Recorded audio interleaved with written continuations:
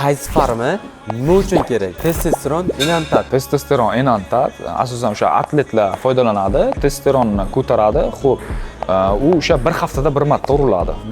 Metan bu asosan degidrotestosteronni ko'taradi, o'sha badanga, muskullarga fosfor kreatinni oshirgan hisobiga badanga suv yig'iladi, muskul massasi oshadi. Trenbolon eng kuchli farma, steroid hisoblanadi. Agressiv farma, bu o'sha kuch ko'rsatkichlarini juda ham haddan ziyod oshiradi.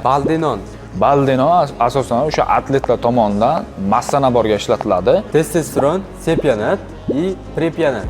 Testosteron sepionat 15 kunga bir marta qo'llaniladi. Testosteron prepionat через день qo'llaniladi. Farmani hech kimga tavsiya qilmayman, pobochkalari juda ham ko'p. Telegram kanalimda qanaqa qilib mushak massasini oshirish, vazn tashlash, dieta, to'g'ri ovqatlanish, sport bitlar to'g'risida, farmakologiya to'g'risida foydali ma'lumotlar berib boraman.